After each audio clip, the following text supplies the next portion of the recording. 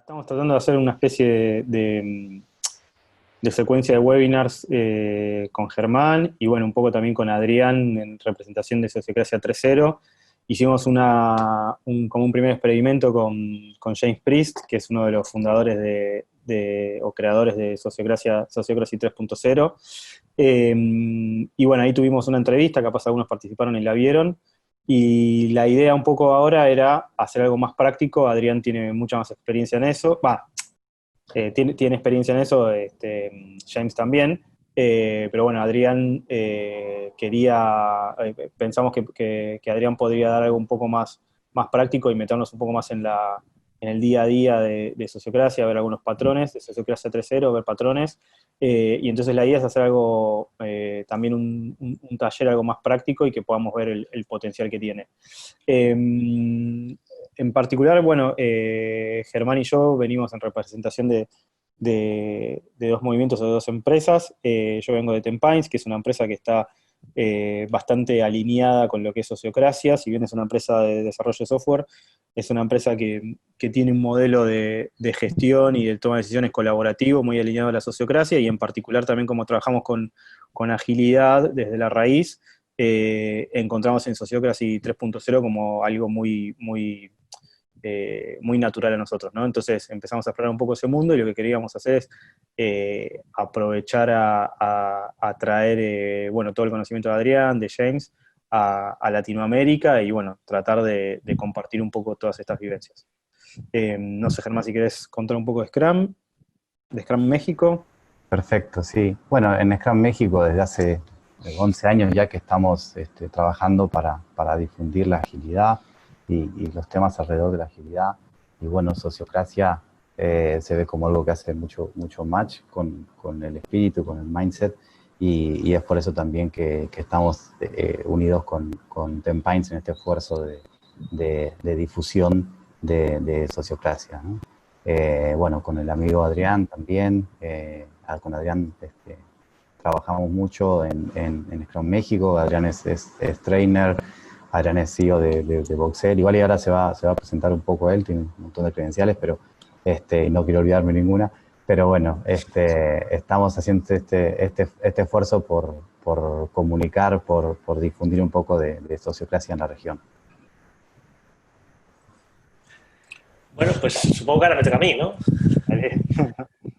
Bueno, encantado otra vez de estar aquí entre amigos y nuevos futuros amigos, espero. Y nada, yo gracias por la invitación de Germán y Jorge para hacer este taller que voy a hacer de Sociocracia 3.0. Y antes de empezar, ¿vale? Vamos a hacer un pequeño ejercicio que se suele hacer en todas las reuniones de Sociocracia. Y en una reunión de Sociocracia, para fomentar la efectividad, que es uno de los principios de Sociocracia que veremos más adelante, lo que hacemos es intentar enfocarnos en la reunión al máximo, y esto lo hacemos con un patrón que se llama el check-in.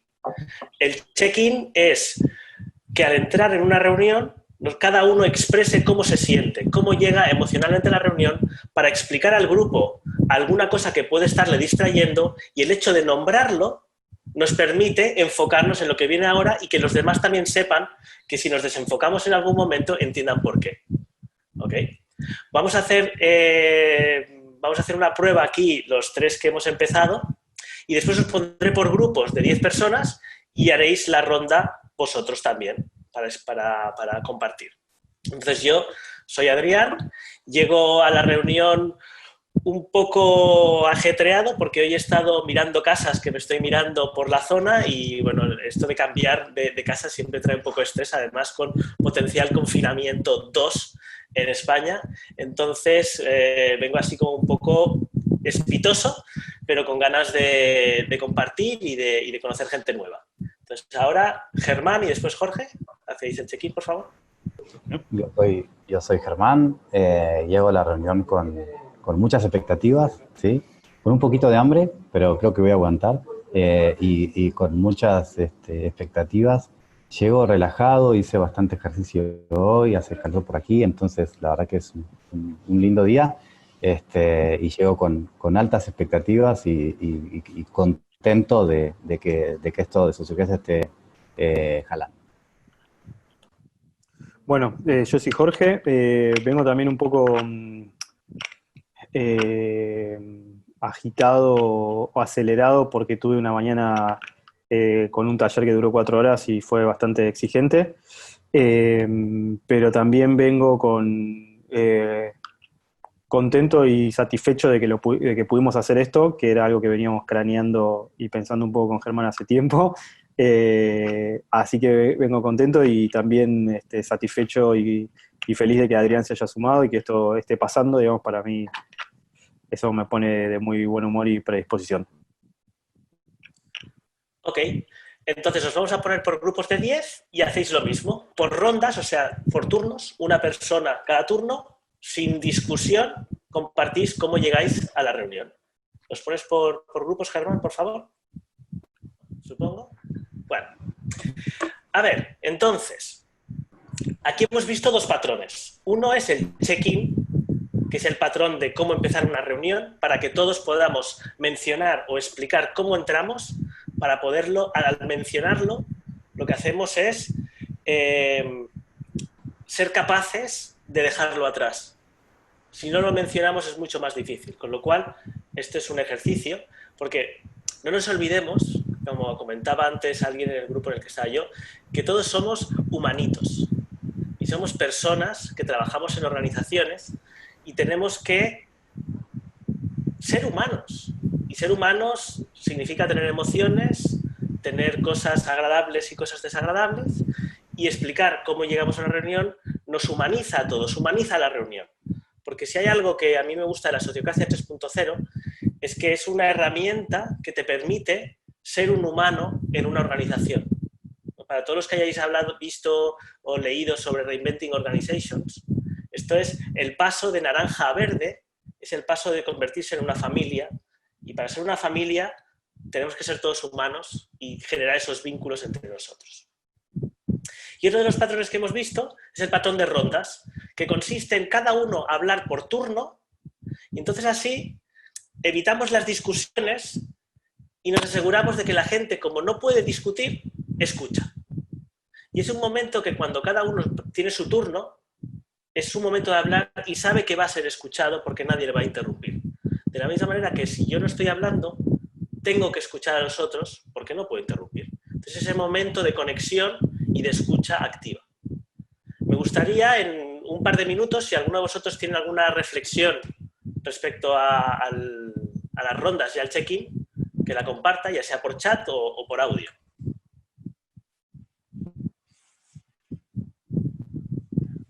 Bueno, ¿qué tal? Mi nombre es Yael Grunhut, yo soy de Buenos Aires, Argentina.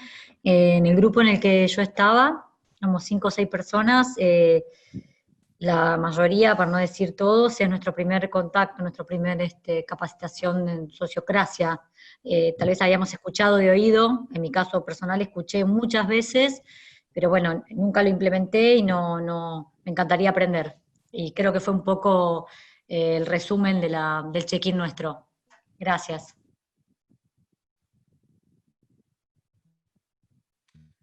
Y respecto al uso de rondas y de check-in, ¿cómo creéis que puede ser útil esto en vuestras organizaciones?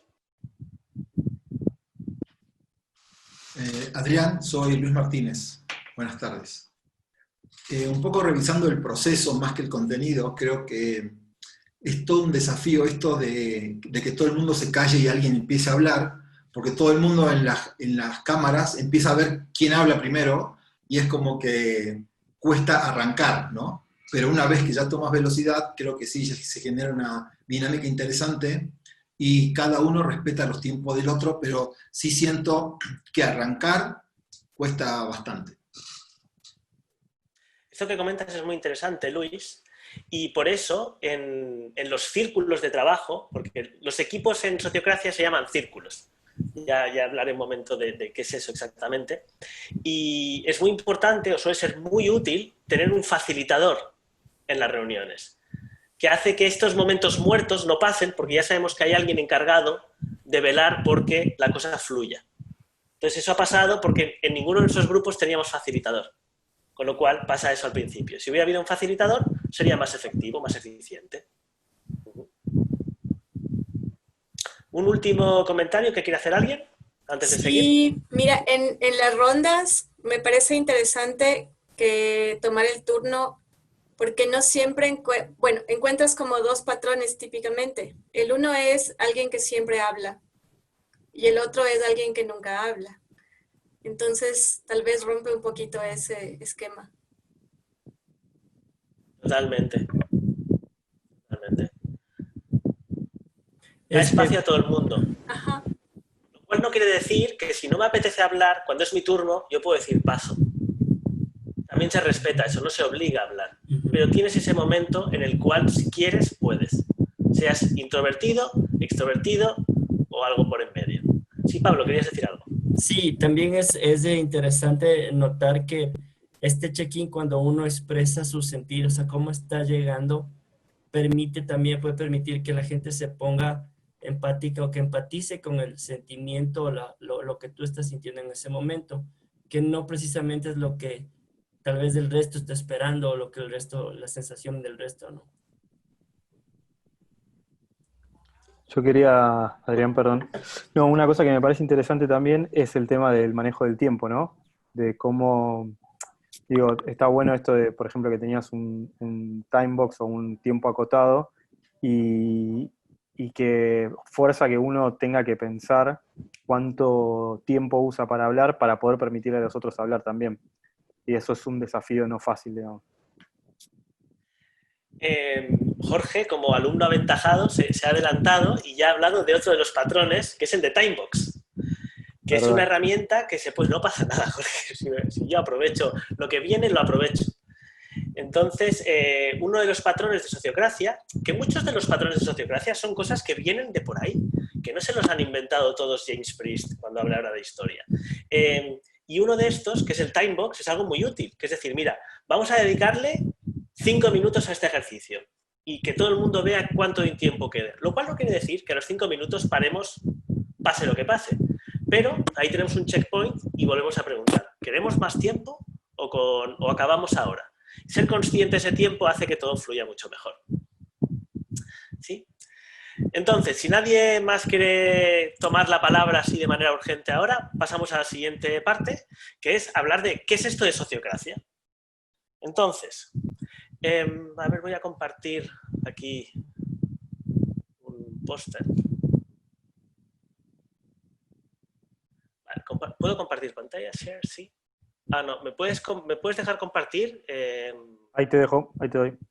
Sí, okay, ¿Ahora? A ver, ahora. Muy bien, perfecto. Vale.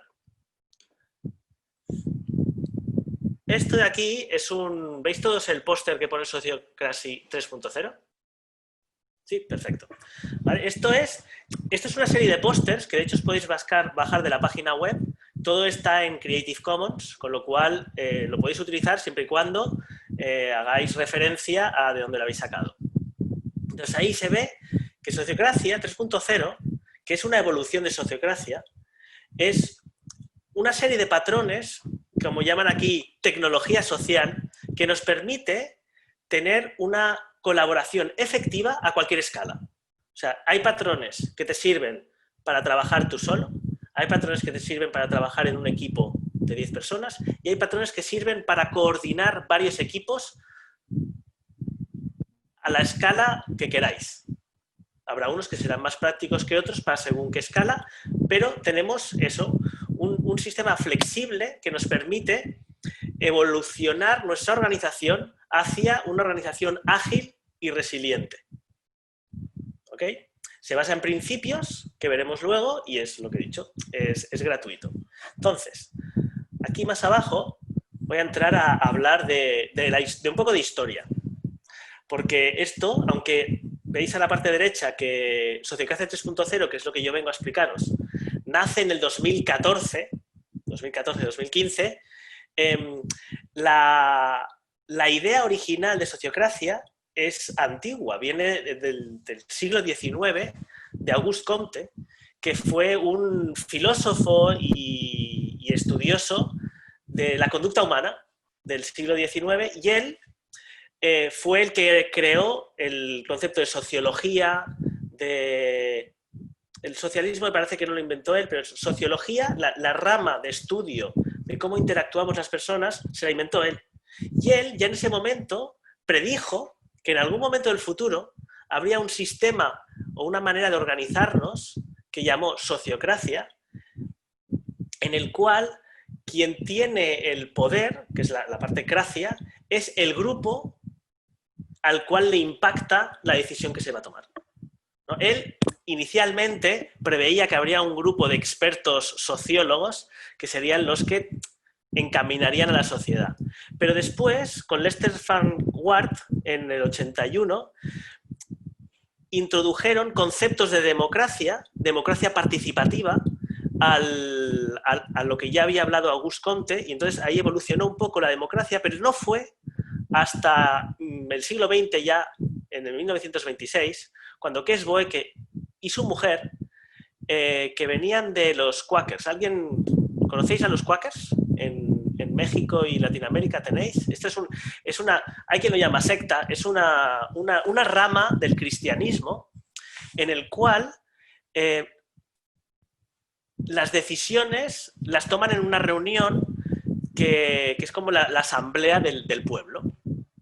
Y Kees Boeke, que era un cuáquero, y su mujer también, fueron los que introdujeron conceptos de los cuáqueros de la gestión de reuniones a un colegio que habían montado ellos, que ellos eran educadores y estaban muy avanzados, montaron un sistema de educación, enseñanza libre, y pusieron prácticas de los cuáqueros en cómo se gestionaba el colegio. Y ese colegio se gestionaba por círculos y empezaron a ver cosas de lo que ahora llamamos sociocracia. Uno de los alumnos que tenían los Boeke era Gerard Edinburgh. Y Gerard Edinburgh heredó una fábrica, bueno, es una empresa electrónica de sus padres. Él era ingeniero y trajo conceptos de ingeniería y de cibernética, a la vez que cuando él heredó la empresa de sus padres y vio que aquello era mucho trabajo de gestionar, él pensó, porque él era cuáquero, pensó, o sea, yo no podría gestionar esta empresa como se gestionaba el colegio donde yo estudié. Y entonces empezó a aplicar todo aquel sistema de gestión que empezó en la educación con los Boeke, lo implantó por primera vez en una organización con ánimo de lucro. Y aquí es donde podemos decir que nace el método organizativo sociocrático por círculos, en inglés SCOM o SCM, y esto es en Holanda. Entonces aquí ya en el 1970, que ya no es tan lejos, nace la primera empresa, la primera organización con ánimo de lucro que se organiza con principios sociocráticos. Tiramos más para adelante, y aquí no lo pone, pero en el 2000, acerca del 2000, hubo una persona que es John Buck, que era un consultor, podríamos decir un consultor ágil, pero en aquel momento la palabra todavía no estaba de moda, y él estuvo en Holanda con un cliente y él investigaba, buscaba empresas que funcionaran de manera diferente. Le dijeron, no, tienes que conocer Edinburgh Electric. Y se fue para allá y conoció a Gerard Edinburgh y quedó fascinado por la manera de organizarse. Y entonces él estudió holandés para poder traducir todo lo que habían estado haciendo, y ahí es en el 2000 cuando pasa al mundo anglosajón toda la parte de sociocracia. En el 2004 o así es cuando James Priest conoce todo lo que es sociocracia de la mano de un centro de estos de aldeas, era parecido a una ecoaldea, un sistema de autogestionado, y él allí conoce la sociocracia, gestiona todo la autogestión de la ecoaldea con sociocracia y se convierte en un formador de sociocracia clásica del SCM, y en el 2012-13 conoce en una formación a Bernard Brockelbrink y juntos se dan cuenta de que esto del agilismo y la sociocracia funcionan muy bien juntos. Y funcionan muy bien juntos por una razón que yo creo que vale la pena mencionar. Para los que venís del mundo ágil, la agilidad lo que nos permite es ejecutar las operaciones de una empresa de manera iterativa e incremental. Entonces tomamos decisiones en un mundo complejo, donde hay volatilidad, incertidumbre, el famoso VUCA, ¿no? Complejidad y ambigüedad, nos permite ejecutar en pasos pequeños y de manera iterativa, pasitos pequeños, incrementando valor, de manera que nuestras operaciones se pueden adaptar a un mundo complejo. Entonces, Agile funciona muy bien en las operaciones, pero yo que llevo muchos años en Agile, siempre me había faltado la pata de, oye, ¿y las cosas cómo se deciden? ¿Cómo decidimos? Porque parece, por ejemplo, yo que soy Scrum Trainer, Scrum lo resuelve diciendo, hay un Product Owner que decide la prioridad. Una persona decide y punto. Pero cuando tenemos que ser varios, ¿cómo decidimos? ¿Cómo nos organizamos? La parte de la gobernanza, Agile no te la da. Te habla de operaciones. Y Sociocracia te da las herramientas para trabajar la gobernanza, el cómo se deciden las cosas, cómo nos organizamos en la empresa de manera iterativa incremental. Para mí eso fue una chispa que me encendió la cabeza. Ahora tenía herramientas iterativas incrementales para todo lo que yo necesitaba en una organización, las operaciones y la gobernanza. ¿Vale? Entonces, Bernard Brockelbrink y James Priest juntos se dieron cuenta y cogieron cosas de Agile, cogieron cosas de Sociocracia clásica, lo trocearon en patrones que pudieran ser utilizados en diferentes contextos y trajeron al mundo lo que llamaron Sociocracia 3.0. Entonces, ¿alguna duda de todo esto que he explicado? Que me he pasado aquí mis 10-15 minutos apasionado hablando de historia. Sí. Quito el... Tengo una duda. Sí. Cuando estabas aquí narrando la evolución de la sociocracia, por ahí hay un término, holocracia. ¿Cuál sería la diferencia? Mira, holocracia, aunque Brian Robertson no lo diga muy a menudo, Brian Robertson se inspiró de Sociocracia, del SCM, del método clásico de Sociocracia, se inspiró de eso, quitó algunas cosas que luego comentaré. Hay algún principio de los 7 principios que veremos que la holocracia no trata tanto, porque lo que fomenta mucho es la efectividad. O sea, Brian Robertson es muy fan de Getting Things Done, de David Allen. Entonces, la parte de organización operativa y toma de decisiones rápidas lo aceleró mucho. O sea, es un sistema que te permite acelerar mucho la toma de decisiones, pero yo que he hecho alguna formación de holocracia, me da la sensación que la parte humana queda un poquito más de lado que en Sociocracia 3.0. Pero la base, la parte más de gobernanza, en un 90% es lo mismo, entre holocracia y Sociocracia 3.0.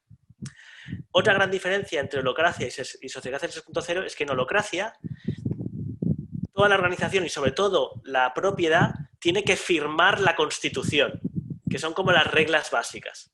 En cambio, en Sociocracia 3.0, tú puedes ir utilizando los patrones cuando te sean útiles. No hace falta firmar nada ni decidir.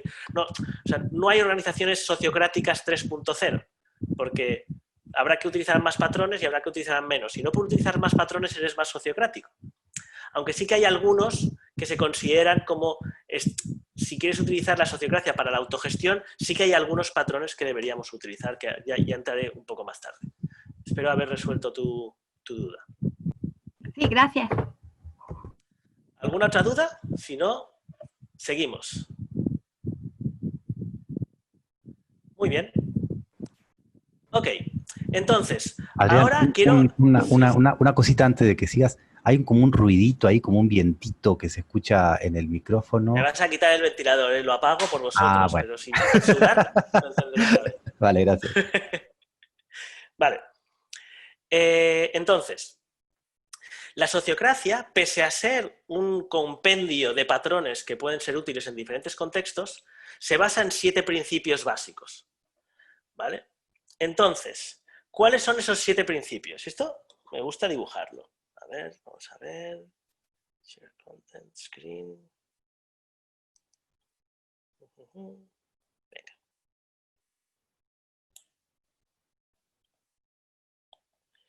Principios. Vale, hay 7 principios de la sociocracia. Uno es, y los pongo en inglés porque hay algunos que no se traducen del todo bien. Uno es el accountability. que se traduce de aquella manera a responsabilidad. Pero en el caso de la sociocracia, cuando decimos accountability, lo que queremos decir es que cuando se necesita algo, respondemos.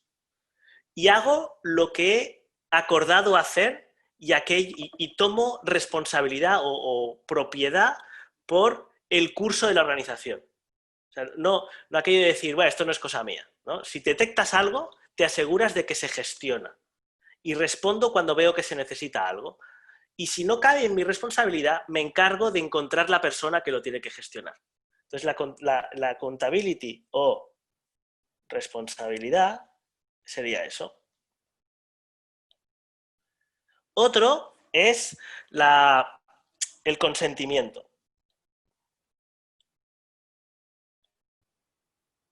Consentimiento lo que quiere decir es que esto es muy diferente, de hecho es una de las cosas más diferentes respecto a lo que estamos acostumbrados. El consentimiento es tomar decisiones en grupo, pero las decisiones en grupo estamos acostumbrados a tomarlas de manera democrática, o sea, tenemos diferentes opciones y algunos votan unas, otros votan otras, con lo cual la opción más votada es la que gana. Y esto tiene un problema, que es que las cosas más creativas, las innovaciones, nunca salen de la mayoría, salen de la minoría, normalmente. Entonces, si utilizamos el voto como una manera de decidir en grupo, vamos a estar siempre chafando las ideas innovadoras. Para evitar esto, lo que hacemos es tomar decisiones por consentimiento. Y consentimiento lo que quiere decir es que si alguien tiene una propuesta, no se trata de buscar contrapropuestas y votar. Se trata de decir, hombre, ¿hay alguna razón por la cual esa propuesta no vaya a funcionar? Y si no se nos ocurre ninguna razón por la cual eso no vaya a funcionar, que sería una objeción, entonces tiramos para adelante. Con lo cual, consentir es aceptar que una decisión es suficientemente buena y que podemos vivir con esa decisión. Entonces aquí podemos vivir con esa decisión. Lo cual es muy distinto, ¿no? Aquí hay una cosa que es curiosa. Si nos basamos solamente en las preferencias de las personas, es muy difícil que tengamos una preferencia que sea común entre todos, lo cual hace que las decisiones por consenso sean muy difíciles si todos nos basamos en nuestra preferencia. En cambio, si ampliamos eso a, oye, no es mi preferencia, pero puedo vivir con ello, aquí es mucho más fácil encontrar un espacio en el cual encontremos decisiones con las cuales todos podamos vivir. Y esa es la idea detrás del consentimiento, en vez del consenso o el voto por democracia. Otro de los principios sería la mejora continua. Porque hemos dicho que el mundo cambia, ¿no? Con lo cual necesitamos una manera iterativa e incremental de ir adaptándonos a un mundo cambiante. Entonces, la mejora continua se convierte en necesario, ¿no? Y vamos cambiando incrementalmente, vamos haciendo pequeños cambios de mejora para ir mejorando poquito a poco.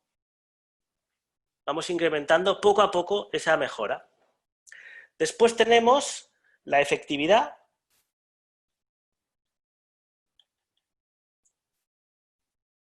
que es solamente dedicar tiempo solo a aquello que nos acerca a nuestras metas.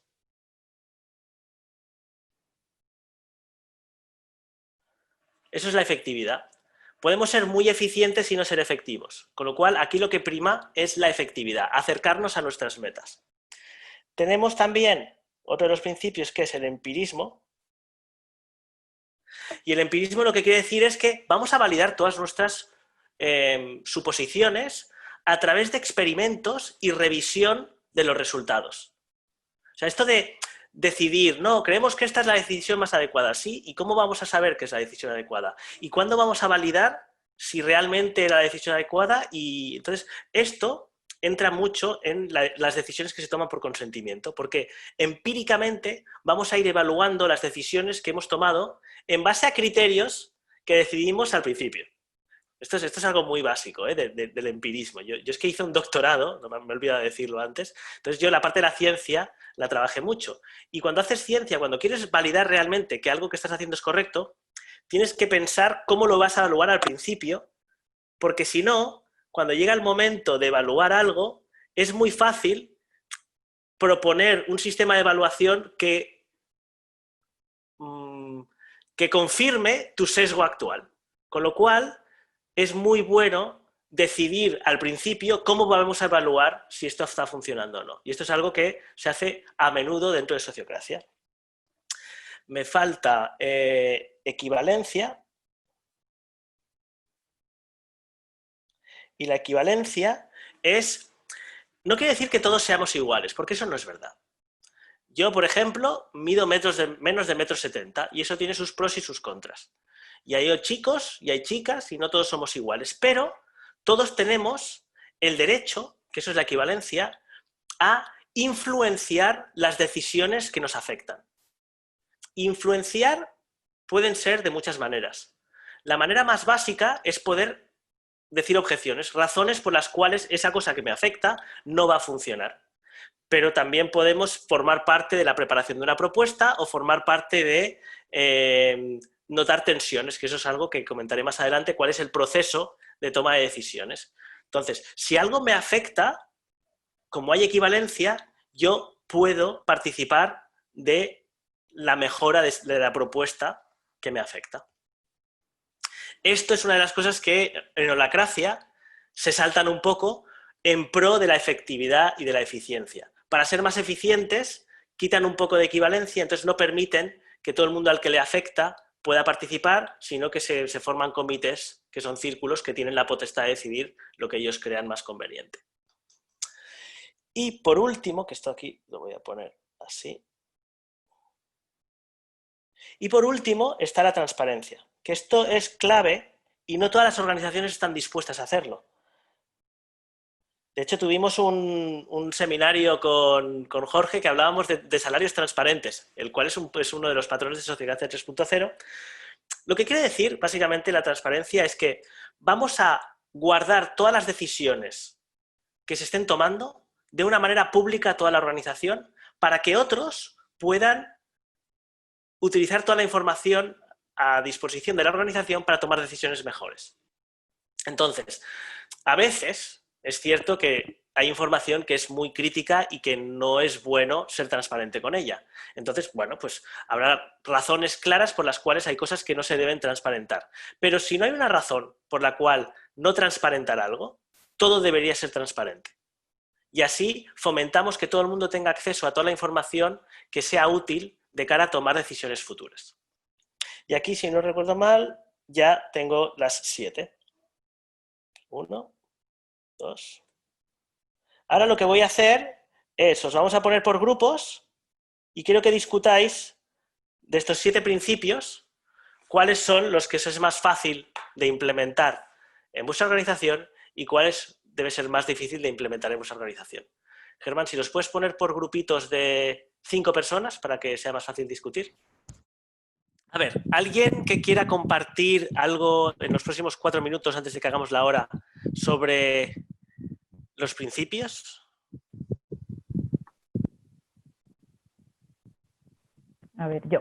En mi equipo, bueno, tuvimos un debate interesante donde definimos tanto el más complicado como el más complejo y el que se podría hacer un poco más negociable o más fácil.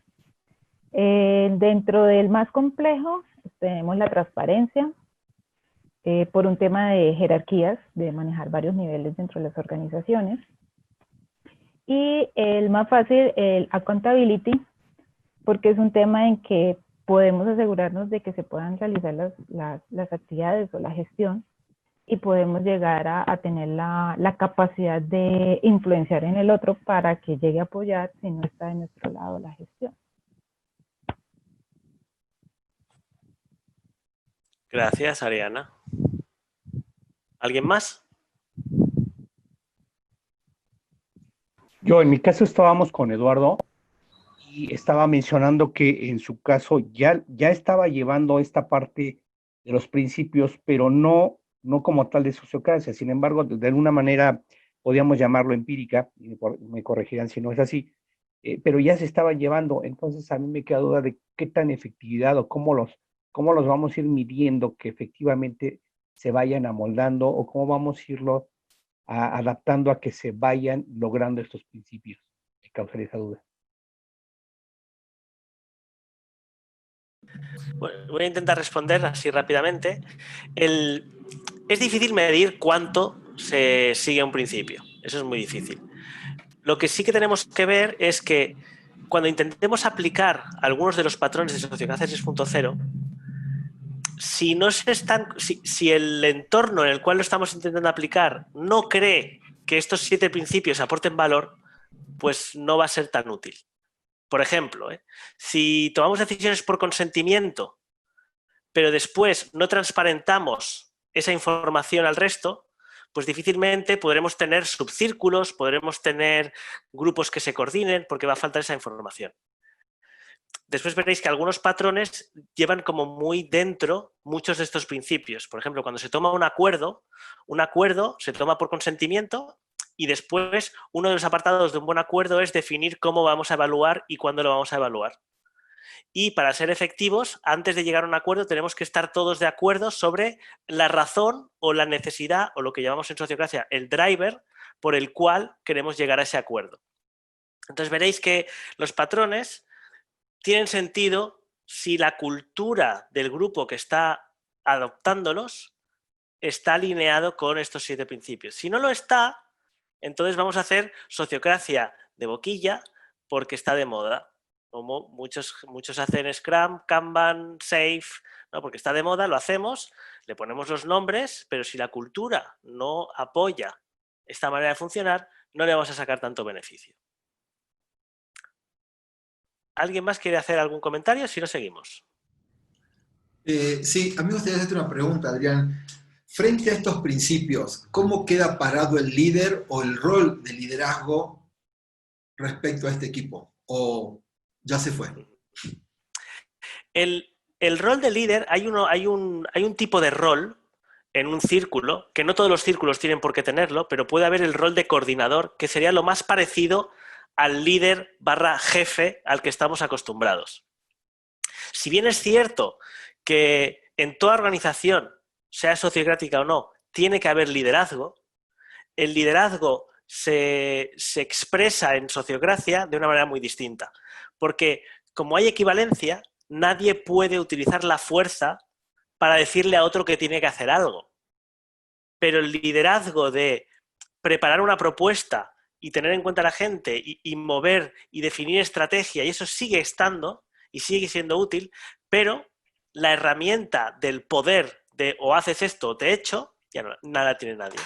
Y ahí, claro, tienes que cambiar tu manera de liderar, eso está claro. Entonces son como grupos autodirigidos. Sí, eso es lo que sería un círculo. Un círculo, que veremos más adelante, es un grupo de personas que define cómo trabajar juntos. Ya, entonces son grupos autogestionables donde existe un líder de tarea, no un líder de equipo. Sí, y también puede darse el caso que por consentimiento un equipo o un círculo decida tener un dictador temporal. Por ejemplo, imaginaos que tenemos que definir las políticas para evacuación del edificio cuando hay un incendio. Pues en esa política vamos a decir, hay un tipo que se va a poner el chaleco amarillo y ese nos va a decir a todos por dónde vamos y punto.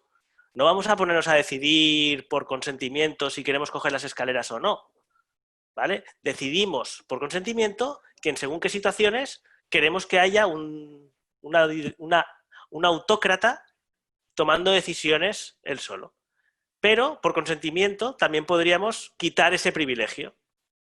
Eso es que depende del contexto. Habrá contextos en los que es útil y habrá otros en los que no.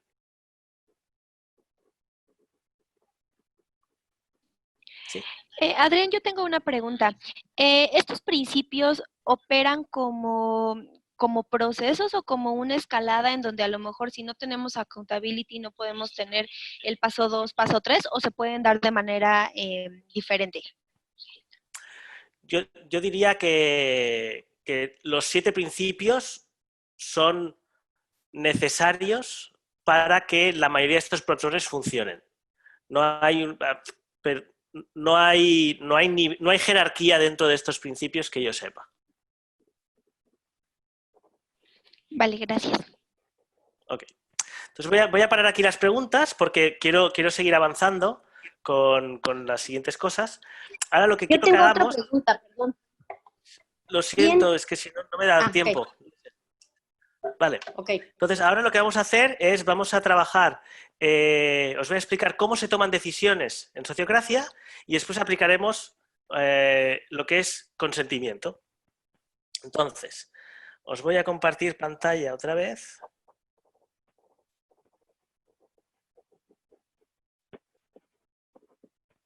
Vale. Entonces, cuando tomamos decisiones por consentimiento, lo que tenemos que aprender a hacer es navegar tensiones. En toda organización la podemos ver como un grupo de personas que somos los sensores de la organización. Entonces nosotros, como sensores de la organización, vamos a notar tensiones. Entonces, ¿una tensión qué es? Esto quiere decir que nosotros observamos una situación, que es la situación actual. Esto es lo que yo observo. Yo veo que está pasando algo por observación, y esto es diferente de la situación deseada. ¿No? Esto a mí me genera una tensión. ¿Cómo me doy cuenta de que la situación deseada es diferente a la actual? Yo, por mi personalidad, pues se me cargan las cervicales, me enfado. Habrá otras personas que se pondrán tristes, otras que se desaniman. Entonces es cuestión de notar. Entonces aquí es cuando esto viene de los cuáqueros. Los cuáqueros se sentaban y notaban tensiones y las compartían con el grupo. Entonces hay que darse cuenta de que esta situación actual es diferente a la preferida y esto nos genera un estímulo corporal que tenemos que detectar, y aquí es cuando tenemos que convertirnos en detectores de tensiones. Entonces, que yo detecte una tensión no es ni bueno ni malo, yo la detecto, yo la comparto con el grupo y en base a esa veremos que vamos a tener una respuesta. ¿Vale? Y esa respuesta va a generar una nueva situación actual, diferente a la anterior, que generará estímulos porque a lo mejor todavía no es igual a la deseada o la deseada ha cambiado. Y entonces aquí vamos navegando las tensiones de manera cíclica. Y a través de esa navegación de las tensiones es como vamos a ir modificando nuestra organización. ¿Vale? Entonces, ¿esto cómo funciona? Lo primero que tenemos que hacer cuando notamos una tensión es entender de dónde viene. Entender la motivación de fondo, o como llamamos en Sociocracia 3.0, el driver. Esto, estamos en un grupo de traducción al castellano y no hay manera. Entonces hemos decidido que driver no lo vamos a traducir, porque conductor no suena bien y no encontramos una palabra que nos gustara, con lo cual se va a quedar como driver. Que en el fondo es una descripción del contexto y la necesidad, o sea, la motivación que nos mueve, nos conduce a actuar. Entonces, lo primero es entender esa motivación. En base a eso, la pregunta que nos tenemos que hacer ¿es de la organización? Quiero decir, esa tensión que yo noto, porque a lo mejor a mí me duele la barriga, ¿no? Noto una tensión, me duele la barriga. Y pienso, es que hoy he comido de más. Y entonces esto no es una tensión organizacional, no pasa nada. Si no es una tensión organizacional, a la basura o me la gestiono yo por mi cuenta. Ahora bien, si sí es una tensión organizacional, tengo que pensar, ¿está en mi dominio? O sea, ¿está dentro de mis responsabilidades que yo he aceptado? Si es así, respondo. Respondo yo a esa tensión. Si no es así, entonces lo paso a aquella persona o grupo de personas que yo crea que es su dominio encargarse de ese driver. Con lo aquí es como empezamos a gestionar esas tensiones a base de drivers. ¿Alguna pregunta hasta aquí?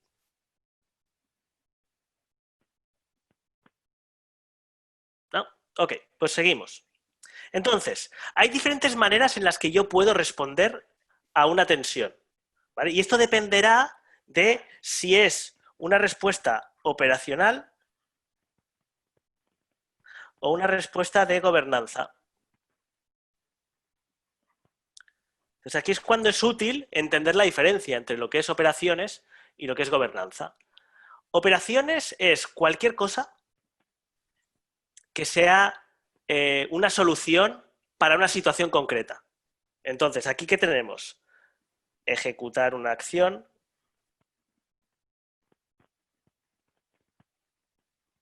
o bien organizar un proyecto. Aquí lo pongo como... Uy.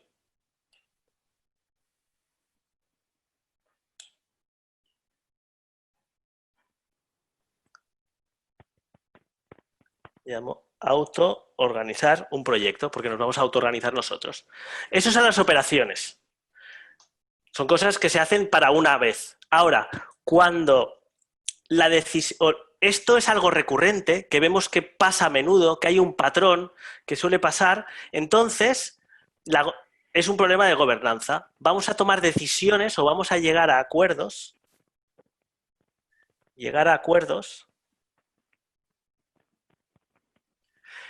Sobre acciones futuras.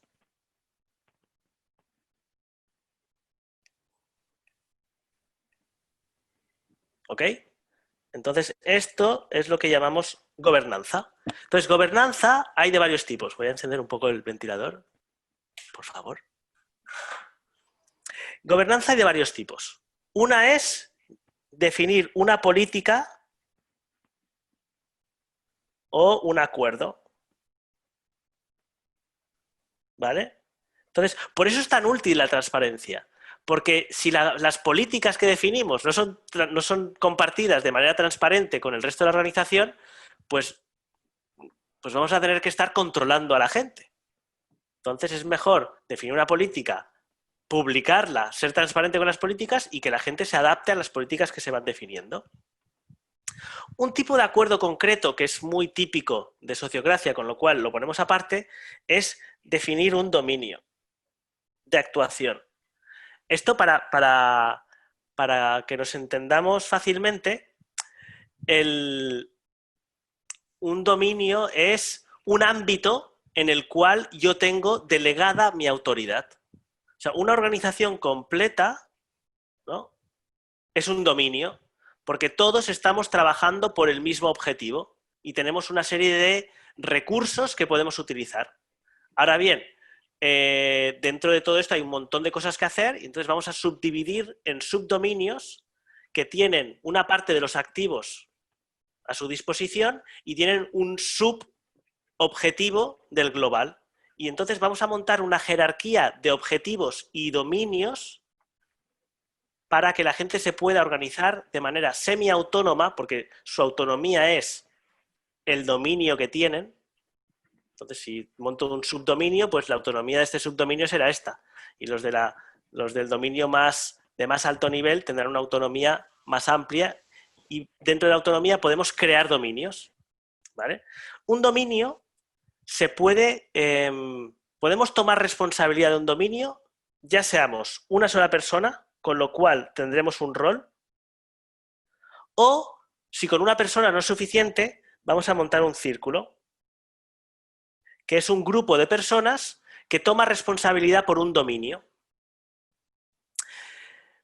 Entonces, aparte de eso, claro, si tenemos roles, tenemos personas que toman responsabilidad por diferentes áreas o dominios de la organización, vamos a tener que tomar otros dos tipos de decisiones de gobernanza, que son la selección de personas a roles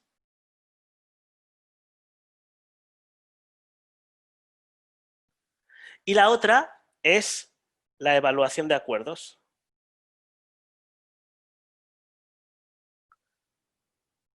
Estos son decisiones de gobernanza. En general, habrá otras, ¿no? Ante la duda, si yo no tengo muy claro si esto es una decisión operacional o de gobernanza, ante la duda la pongo como gobernanza. Pero poco a poco veréis que hay decisiones que claramente son operacionales, como decidir qué precio le pongo a un producto. Ahora, definir una política de precios para los productos de la compañía, esto sería gobernanza. ¿Vale? Más que definir el precio de un producto, es definir el descuento que le hago a un cliente concreto. Eso sería operacional. Ahora, la política de descuentos sería gobernanza. ¿Alguna pregunta hasta aquí? ¿La diferencia entre operaciones y gobernanza?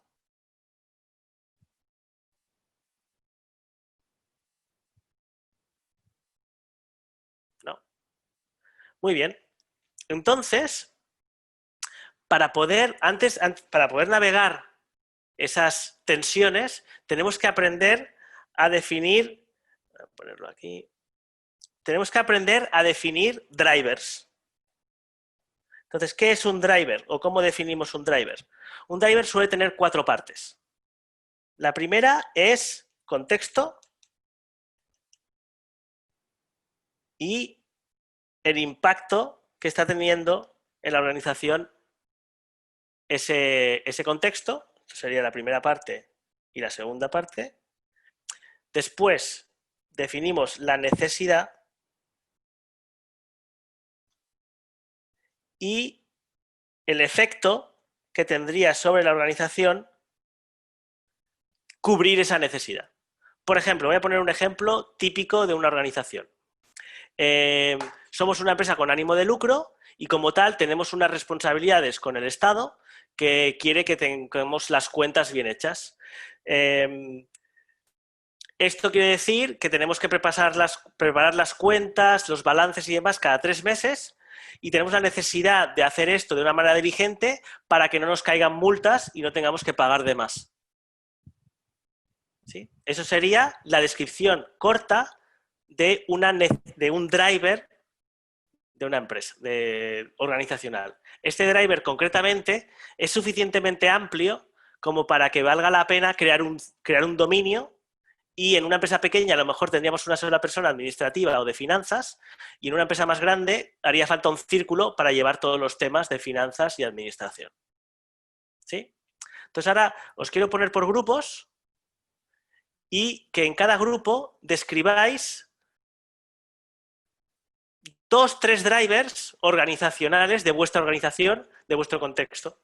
Entonces, primero os ponéis... Cada uno de vosotros pensáis en un driver y después os comentáis por grupo y lo que me interesa es que tengan estos 4, que tengan definido claramente el contexto, que definamos claramente qué impacto va a tener ese contexto, cuál es la necesidad que nosotros sentimos a base de la tensión y cuál es el efecto de cubrir esa necesidad en la organización.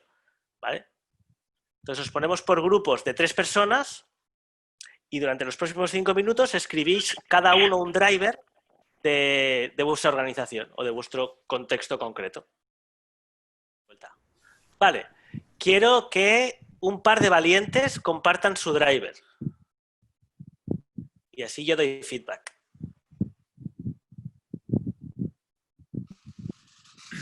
A ver, me arriesgo yo, al mal paso darle prisa.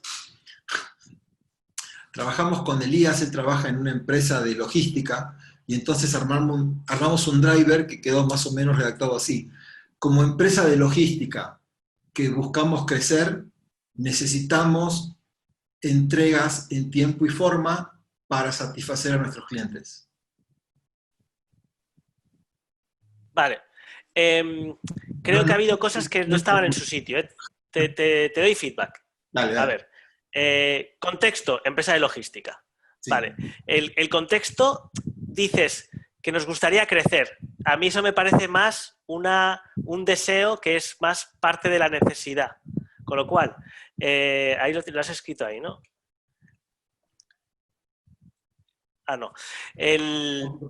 Entonces diríamos que nosotros ahora mismo entregamos en 120 minutos o en 2 días, tenemos una base de clientes de 200 clientes, nos envían tantos paquetes tal y con eso tenemos una facturación X. Sí. Esto nos hace que no podamos invertir en según qué cosas que nos gustaría invertir o cual sea el efecto. Necesitamos entregar más rápido y el efecto de entregar más rápido sería que facturaríamos más, con lo cual podríamos invertir en esas cosas que ahora mismo no podemos invertir. Perdón, Adrián, no me quedó claro el impacto. O sea, si lo analizara así como separando las partecitas, la necesidad, Sí. el contexto me queda claro, empresa de logística. ¿Cuál sería el impacto? Claro, es que es ahí lo que no ha quedado muy claro. Con lo cual, o sea, si tú no me dices claramente cuál es el impacto del contexto actual, la necesidad, ¿de dónde sale? Porque normalmente hay una necesidad porque el contexto actual tiene un impacto que no es deseable. Pero no dices el impacto. Por eso, para que un driver quede bien y la gente... Porque es muy importante que para que todos busquemos una solución de la que estemos contentos, que consintamos, tenemos que estar de acuerdo en la necesidad y cuál es el contexto que genera esa necesidad. Porque si tú dices, no, es que nosotros vamos muy lentos y entonces perdemos dinero y perdemos clientes, con lo cual necesitamos ir más rápido para ganar más dinero. Sí. Y yo, que estoy en logística, digo, pero si tenemos... Nuestros tiempos de entrega son de los mejores de todo el país.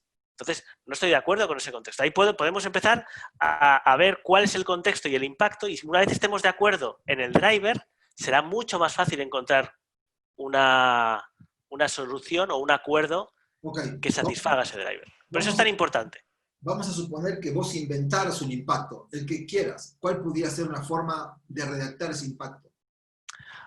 Bueno, el impacto. Estamos perdiendo clientes.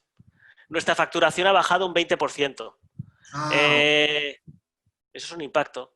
Entonces, como empresa de logística estamos perdiendo clientes o mi facturación bajó un 20%, por lo que yo necesito mejorar... Pero ¿cuál es el contexto por el cual ha pasado eso? O sea, ¿por qué hemos perdido esos clientes? No por ser una empresa de logística. O sea, una empresa de logística que estaba haciendo ciertas cosas pierde clientes. Somos una empresa de logística en un contexto de pandemia. Vale. O sea, hay una pandemia mundial y en esta pandemia hemos perdido un 30% de nuestros clientes. Necesitamos mejorar nuestro servicio durante la pandemia para recuperar la facturación y no quebrar. Ok. ¿Sí?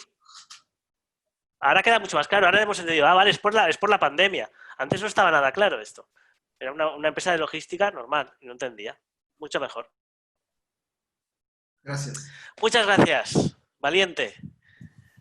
Me toca un o una valiente ahora. Yo, David. Hola, David. Bueno, vale. El contexto es la asignación de equipos de proyectos para nuevo cliente.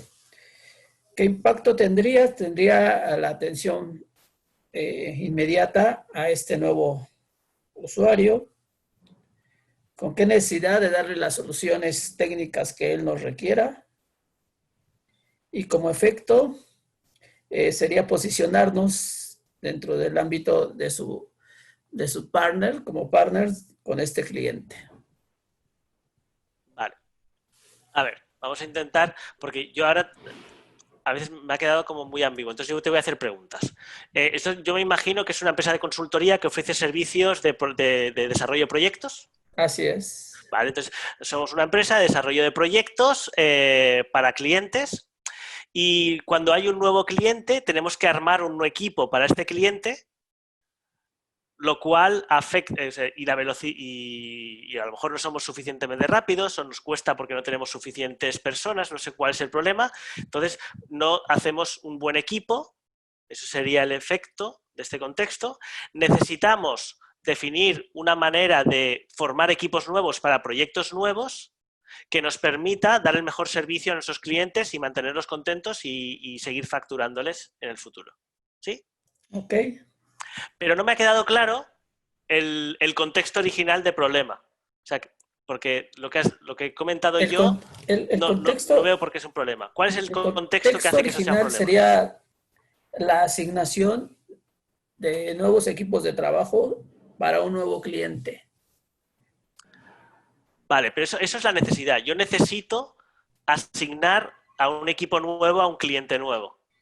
Pero el contexto es, pues yo tengo 200 personas, 200 ingenieros y 50 clientes, y los proyectos requieren de media 5 personas, y entonces pues me falta gente probablemente, o tengo que tener personas en varios proyectos, y cuando llega un cliente nuevo, el impacto es que tardo 3 semanas en poderle ofrecer un cliente con un equipo de proyecto, con lo cual se me demoran los proyectos y el cliente está insatisfecho.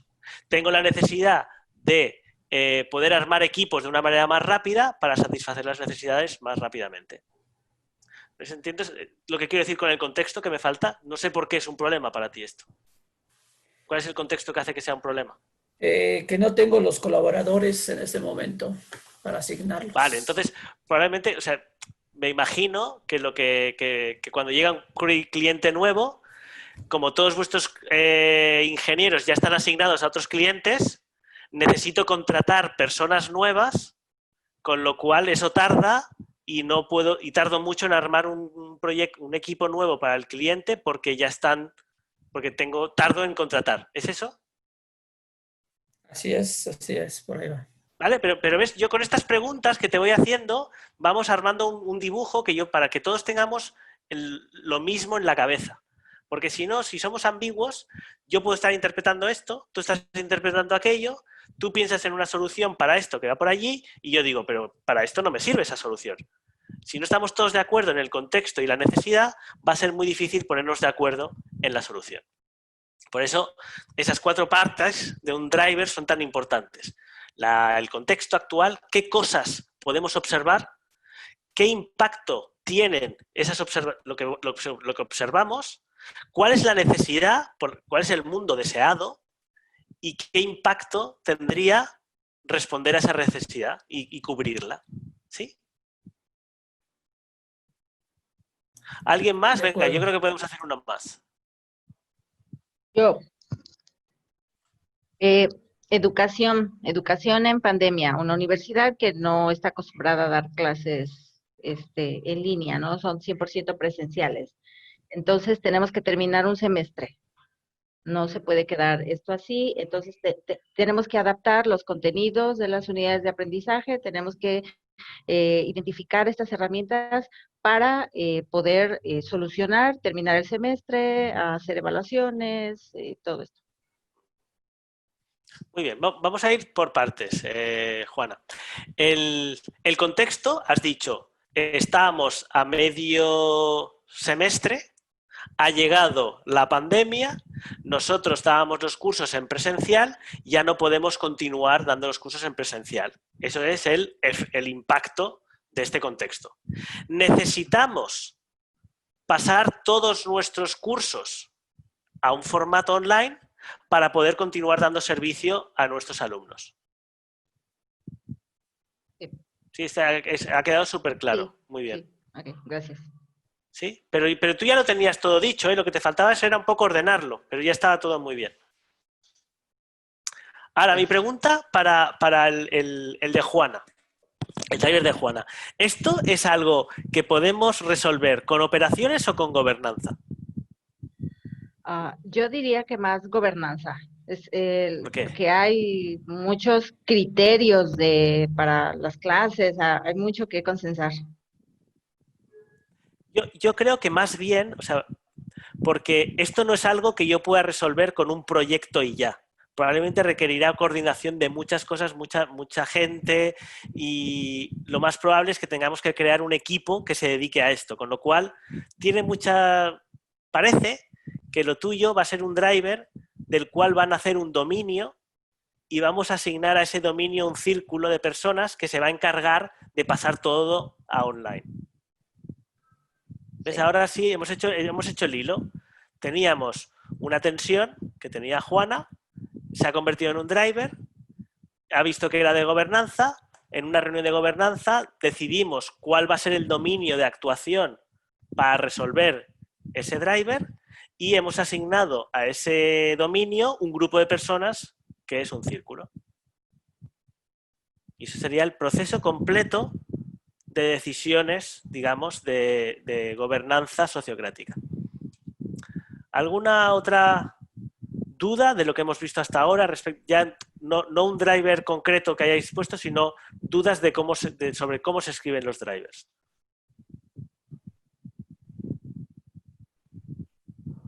Adrián, perdóname, ¿podrías volver a repetir el proceso que dijiste al final con el ejemplo de Juana? Mencionabas que era driver, después el dominio de actuación y al final la última parte era... El primero sería definir un driver, escoger si es operaciones o gobernanza. Si es operaciones, hacemos una tarea o montamos un proyecto nuevo. Si es gobernanza, en el círculo nuestro que hemos detectado este driver, que probablemente en el caso de lo que de Juana sería la junta de profesores, ahí vemos que este driver no lo vamos a resolver fácilmente, sino que necesitamos un grupo de trabajo que trabaje en él, con lo cual vemos que lo que hace falta es un dominio, que es delegar parte del trabajo, pues un dominio nuevo en nuestro caso. Nosotros tenemos el dominio de gestionar todas las clases que damos como claustro de profesores. Ahora vamos a crear un subdominio que es hacer todo el paso online. Con lo cual vemos que este trabajo no lo va a poder hacer una sola persona, decidimos que sea un grupo de personas, con lo cual asignamos un círculo a este dominio. Driver, decidimos si es operaciones o gobernanza. Como es gobernanza, vemos cómo se va a resolver esto, vemos que con un acuerdo simple no es posible, ni con una política tampoco, con lo cual creamos un dominio y ese dominio vemos que hacen falta varias personas, con lo cual se lo asignamos a un círculo y no a un rol, que sería una sola persona. Súper, muchas gracias. De nada. ¿Alguna otra duda? Muy bien. Pues entonces, ahora lo que queda es que yo os explique cómo son las decisiones por consentimiento. Entonces, a ver, que os lo pongo, que os voy a compartir la pantalla. El PDF este, Germán, si te parece bien, lo que voy dibujando te lo paso luego y lo compartes en el Meetup. Perfecto, perfecto, lo compartimos. Perfecto. Muy bien. Vale. Entonces, las decisiones por consentimiento. Las decisiones por consentimiento, que es uno de los principios de sociocracia, lo que tenemos que llegar es a encontrar una propuesta que sea suficientemente buena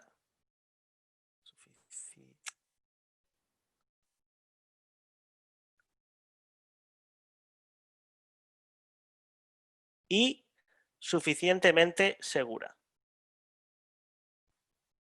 ¿Esto qué quiere decir?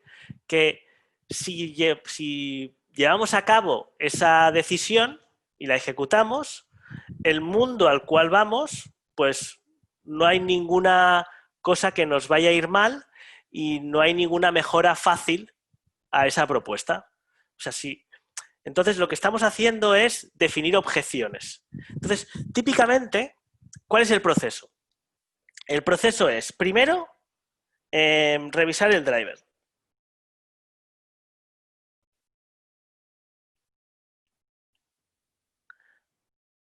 Primero vamos a revisar el driver. Vamos a leer el driver todos juntos y a ver si hay alguna duda del driver y tenemos que consentir a que vale la pena tratar este driver. Creemos que este driver es suficientemente importante como para dedicar tiempo de ahora a trabajar en ello. Entonces, después, segundo, vamos a ver la propuesta.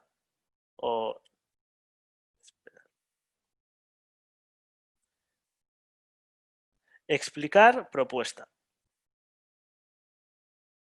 ¿Cuál es la propuesta que tenemos para responder a este driver? Entonces, ahora aquí, típicamente, lo que nosotros pensaríamos es que ahora pues, alguien va a hacer una contrapropuesta, alguien va a ver algo que no le gusta, y empezamos a discutir entre todos. Y aquí la cuestión es hacerlo de manera ordenada para ir avanzando poquito a poquito hacia una decisión. Entonces, lo primero que tenemos que hacer, y el primer momento en el cual nos perdemos muchísimo tiempo a la hora de tomar decisiones, es porque no hemos entendido bien la propuesta. ¿Ok? Entonces, el primer paso es preguntas clarificatorias.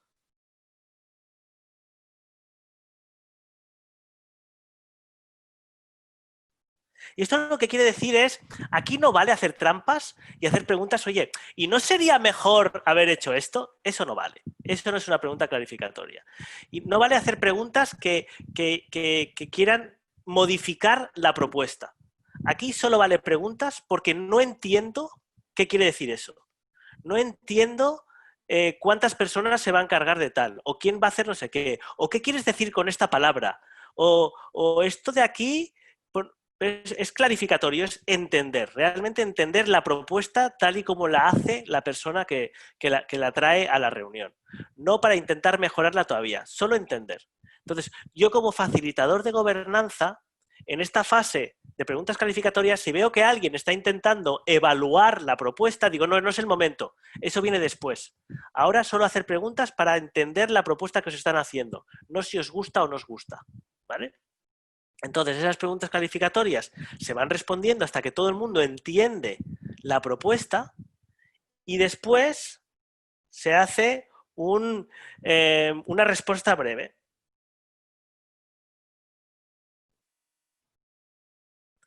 Respuesta breve. ¿Eso qué quiere decir? Que vamos a hacer una ronda sin discutir. Importante no discutir, porque no es el momento. En el cual cada uno de nosotros va a decir lo que le parece la propuesta. Yo puedo decir, y aquí tenemos manga ancha, intentamos seguir la comunicación no violenta, pero cada uno que es libre de expresar lo que crea de la propuesta. Yo creo que esta propuesta no va a funcionar y creo que estamos perdiendo el tiempo porque esto ya lo habíamos resuelto en la semana pasada con aquello que decidimos. O me parece muy buena propuesta, estoy muy contento, pero hay esta cosa que yo mejoraría y ya está. Entonces, que cada uno tiene su momento ahora, durante la fase de respuesta breve, de decir lo que piensa sobre la propuesta. En base a eso, el que trae la propuesta, ahora que tiene feedback de todas las personas, puede decidir si integrar o no esa información en la propuesta. Pero puede decir que no, ¿eh? Él ha recibido el feedback de todo el mundo y puede decir, me parece muy bien lo que pensáis y lo que no os gusta, pero yo sigo con la propuesta como está ahora. ¿Ok?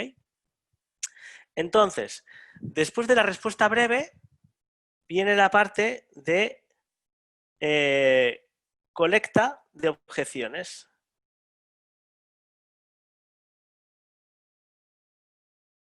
Fijaros, aquí no votamos. No decimos, a ver, ¿a quién le gusta esta propuesta? No. Lo que decimos es, ¿hay alguna razón por la cual, si tiramos adelante con esta propuesta, nos vayamos a hacer daño o vayan a suceder cosas que no nos gustaría que sucedieran? ¿Vale?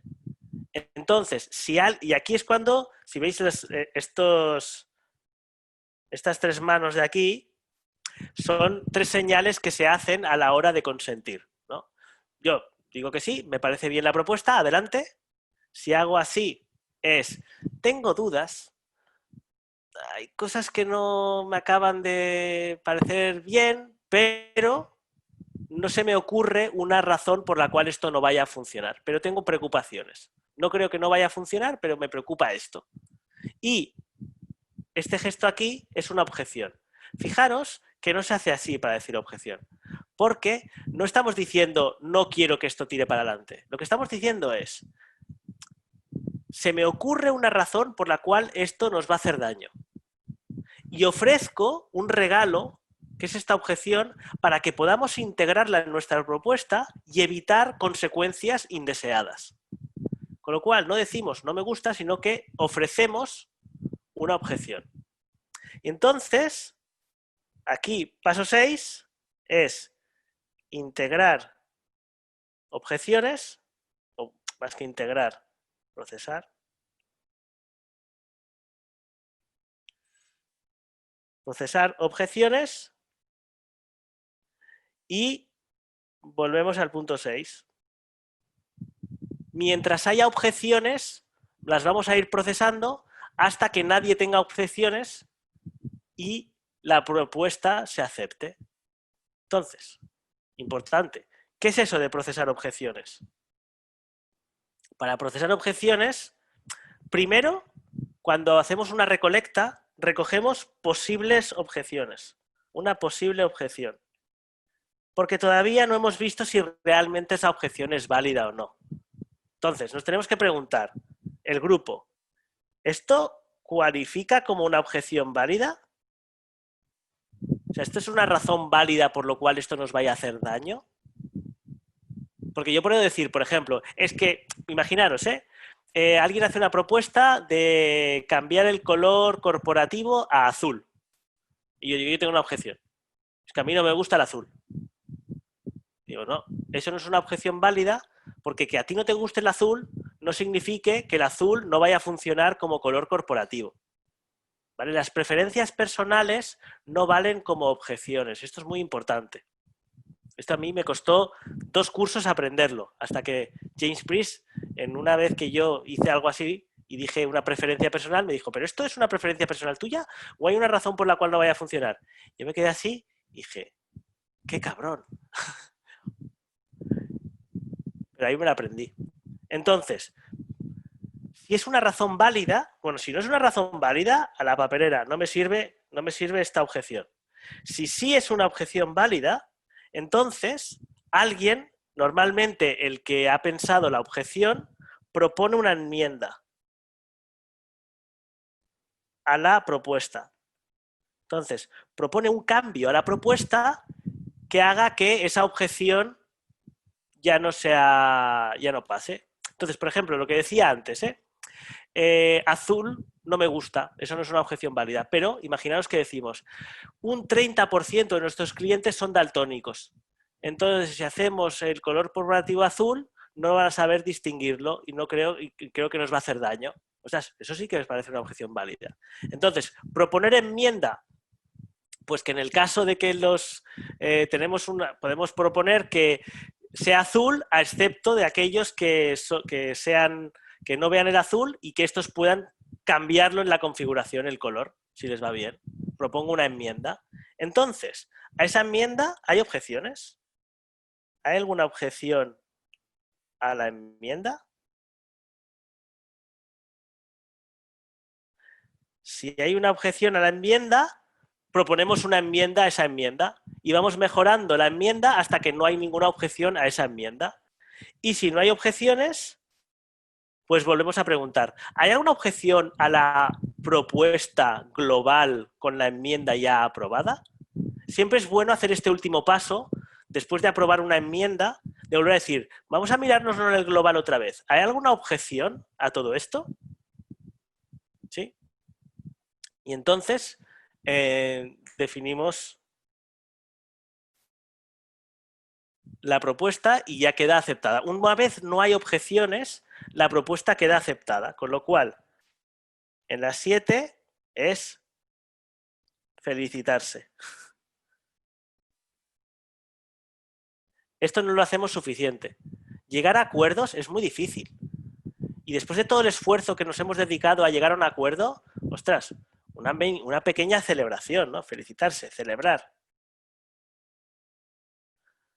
Esto al principio parece un poco forzado, pero oye, mejor celebraciones forzadas que aburrimiento forzoso. Entonces, este es el proceso, repito. Revisamos el driver. Revisamos el driver. Explicamos cuál es la propuesta. Hacemos una fase de preguntas clarificatorias para entender la propuesta y estar seguros que entendemos la propuesta tal y como es ahora. Cada uno de nosotros ahora podrá decir lo que le parece la propuesta y el creador de la propuesta decide si integrar o no ese feedback que le han dado en la propuesta. que no pasa nada si no lo integra, porque ahora llegan las objeciones. Con lo cual, si yo durante mi pase de respuesta breve he dicho algo que creo que no va a funcionar y la persona no ha decidido cambiarlo, ahora en el momento yo digo, pues yo tengo una objeción. Y ahora está forzado.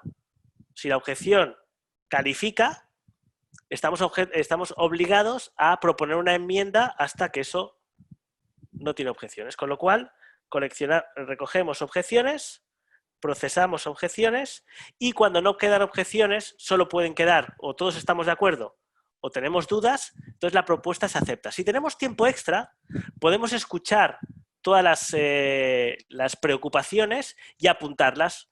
Juan estaba preocupado por esto. No sé quién estaba preocupado por esto otro. Lo apuntamos. Pero no frenan la decisión. ¿Sí? ¿Alguna pregunta respecto a todo esto? ¿No? Porque os voy a poner por grupos y vais a practicar. Entonces, cada grupo tiene que escoger un facilitador. El facilitador que haga una captura de pantalla de esto para que vea los pasos. ¿Vale? Y quiero que lleguéis a un acuerdo. Vais a suponer que vais a ir de viaje post pandemia. Vais a celebrar el fin de la pandemia y os vais a ir de viaje. Y tenéis que llegar a un acuerdo sobre el sitio al que ir. ¿Vale? Entonces, alguien va a traer una propuesta, que la facilitadora proponga quién va a ser el que prepare la propuesta y después, en base a todo eso, vamos a decidir. Entonces, ¿el driver qué es? La pandemia se va a acabar y estamos muy cansados de estar en casa, necesitamos irnos de vacaciones para motivarnos otra vez. Ese sería el driver. Después hará la propuesta y lo trabajaréis. Entonces nos ponemos por grupos de 5 personas. Lo primero que tenéis que hacer es escoger quién va a ser el facilitador y el facilitador que facilite el proceso de toma de decisiones. Buenas de nuevo. ¿Qué tal todos? Ya fueron volviendo unos cuantos. Los que habéis vuelto, ¿qué os ha parecido el ejercicio? ¿Habéis llegado a alguna decisión? Así es. Muy ¿Sí? bueno. ¿Y qué ha hecho que sea fácil? Porque la mayoría probablemente ni os conocíais. Bueno, creo que nosotros nos conectamos rápido. ¿No? No sé. Fue como que alguien llevó la propuesta, de los 5, 2 presentaron sus objeciones, por así decirlo. No sé el término que estás usándome, perdóname.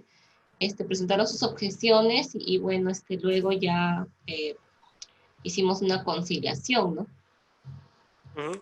Si os fijáis, esto es lo que hemos hecho es tomar decisiones de manera iterativa e incremental. O sea, no proponemos varias opciones y después votamos entre ellas. Hacemos una propuesta, y esa persona que haga una propuesta que crea que va a funcionar, y entonces después decimos, ¿hay alguna cosa por la cual esto no vaya a funcionar? Lo mejoro un poquito. ¿Hay alguna razón por la que esto no vaya a funcionar? Lo mejoro un poquito. Y lo voy mejorando poquito a poquito, de manera iterativa e incremental, hasta que ya no hay nada que nos impida seguir adelante. Entonces tomamos decisiones de manera iterativa e incremental. Pasito a pasito, siempre yendo de manera efectiva acercándonos a nuestra decisión. Entonces, problemas típicos que suele haber cuando intentamos tomar decisiones por consentimiento. Que parece que hay dos visiones, ¿no? Dice, hay gente que prefiere ir a un sitio más playero y hay gente que prefiere ir a un sitio más de montaña, ¿no? Por ejemplo. Entonces, aquí es donde hay una de las frases que a mí me gusta mucho de Sociocracia, que es "It's not either or, it's both and more". O sea, no es uno o lo otro, es los dos y más. Entonces, cuando te das cuenta de que hay personas que quieren ir a hacer una cosa y otros que quieren hacer otra, la pregunta al grupo es, ¿hay alguna opción que nos permita tener lo mejor de los dos mundos? Y ahí es donde el trabajo de inteligencia colectiva se vuelve súper interesante. Con lo cual, hay dos frases que yo quiero que grabéis a fuego. Una ¿es suficientemente bueno para ahora y es suficientemente seguro para probarlo? Y la otra es, no es lo uno o lo otro, son los dos y más. ¿Vale? No nos ceguemos en la competición de mi opción es mejor que la tuya, sino que busquemos algo que realmente sea satisfactorio y podamos consentir todos. ¿Vale? Y por último, hay una cosa que en sociocracia se comenta mucho, y a mí me es muy práctico utilizar esto en las reuniones, que es el artful participation, participación con arte, ¿no? ¿Y esto qué quiere decir? Es que todo el mundo se tiene que hacer la pregunta continuamente de si la manera en la que estoy participando ahora en la reunión es la más efectiva para el grupo.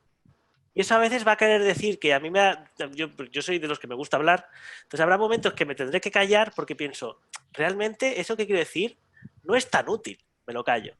O habrá veces que digo, no, es que esto si no lo digo nos vamos a hacer daño. Entonces, es esa conciencia, ¿no? Ser conscientes de cómo estamos actuando y si esta participación la hacemos con arte o no, o la hacemos sin arte.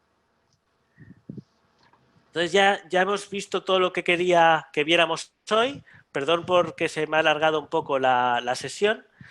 Una cosa que se suele hacer en las reuniones de gobernanza y las reuniones en general de sociocracia es un patrón que es el de evaluador de las reuniones. Entonces, al final de toda reunión, donde dedicamos unos minutos de cierre para decir cómo creemos que ha ido la reunión, que es como un tipo de check-out, al revés que el check-in, y qué podíamos haber hecho mejor.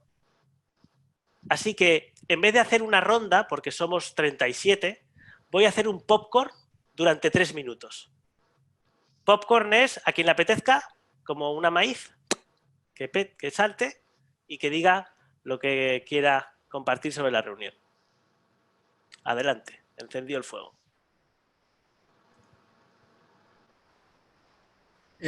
Bueno, yo quisiera decirte que, primero, muchas gracias por el compartir estos conocimientos, me parecieron buenísimos y me encantó la reunión y me llevo muchas cosas muy positivas, así que muchas gracias a todos.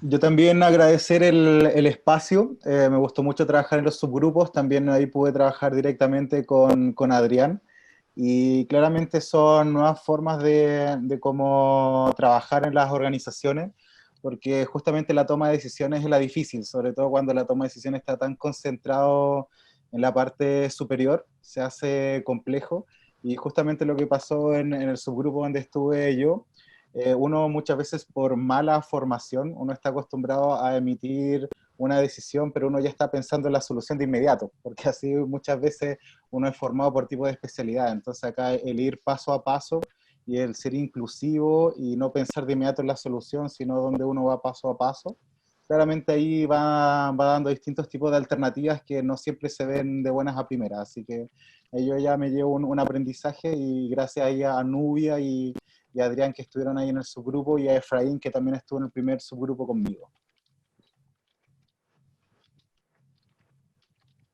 Hola. Bueno, para retroalimentación, entonces me pareció un tema muy interesante, nunca lo había abordado. La estructura de la charla me pareció muy, muy buena, se nota muy bien el paso a paso en cada una. Y sobre todo, algo que quisiera notar, de pronto no todos se dieron cuenta, pero sí, el tema de que esta práctica ayuda a eliminar los prejuicios. Entonces, le da mucha potestad a lo que dice el otro y la posición del otro. Y igual desde ese punto de vista. Felicitarlos enormemente y que nos sea la última charla. Fue muy entretenido. De acuerdo.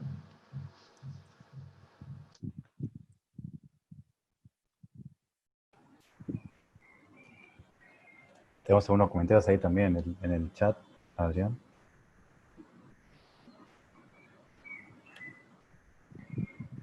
Yo por mi parte... Un poquito más de intensidad al fuego. Dale. Yo por mi parte, muchas gracias, Adrián. Aparte allá son las 11 de la noche, entonces gracias multiplicadas. Y yo había interactuado en algunos círculos que me dijeron, no, acá hacemos sociocracia, y con algunas cosas que dijiste me di cuenta de que no era tan sociocracia. Entonces, esta parte de toma de decisiones y eso me la recontra llevo. De hecho, estoy ahora en un círculo de parte de una organización de un evento, entonces me la voy a llevar para aclarar algunas cosas, para compartir. Gracias.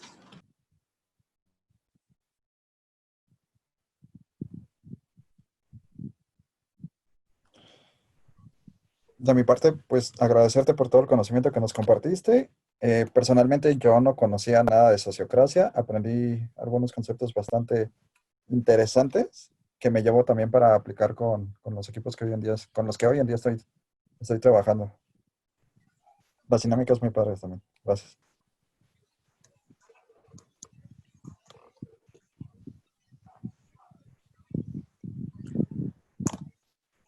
¿Nos da tiempo para uno más? ¿Alguien, algún maíz más suelto? Aprovecho, muy cortito, así alcanza para 2 maíz. Aprovecho para agradecer y la verdad que no esperaba vivir la sociocracia, pensaba empezar a escuchar un poquito y la verdad que haberlo experimentado fue muy positivo. Gracias. Bueno, pues como ya son y 17, voy a cerrar. Yo creo que realmente, o sea, no nos enseñan a trabajar en equipo y mucho menos a decidir en equipo, ¿no? Nos hacen creer que decidir en grupo es votar cada 4 años y poco más. Entonces, tenemos muy poca práctica y muy pocas herramientas para decidir de manera sana en grupo y yo creo que la sociocracia nos da muchas herramientas que nos permiten trabajar de manera más sana conjuntamente, que es algo que necesitamos mucho, ¿no? Realmente en la sociedad y para gestionar todos estos problemones que se nos vienen encima, más vale que aprendamos a colaborar y trabajar juntos hacia objetivos comunes de una manera más efectiva, con más responsabilidad, con mejora continua, con eficacia, equivalencia y transparencia, porque si no, creo que no podremos tener muchas más reuniones de estas en el futuro. Así que os animo a que practiquéis, a que os miréis la información que hay libre acceso y que cualquier duda que tengáis me agreguéis a LinkedIn, me podéis preguntar y yo encantado de ayudar a la gente a experimentar más estas cosas que a mí tanto me apasionan. Ha sido un placer. Muchas gracias, Adrián. Y para todos vamos a grabar grabamos el webinar, después vemos cómo lo cortamos y para editarlo va a ser un pedo, pero bueno, lo vamos a hacer. Entonces lo vamos a subir, cuando lo subamos les mandamos un correíto ahí con el link del webinar y todo. Y esperamos hacer más de estos, más con Adrián también, más de sociocracia. Entonces, si quieren estar enterados, ahí síganos en las redes ahí de Scrum México, de Ten Pines, y obviamente también a Adrián. Así que, pues, ahí estamos en contacto. Un abrazo a todos, buena tarde y que la pasen lindo. Nos vemos. Gracias igualmente, gracias Adrián, gracias Germán. Chao, Germán. Gracias a todos. Gracias.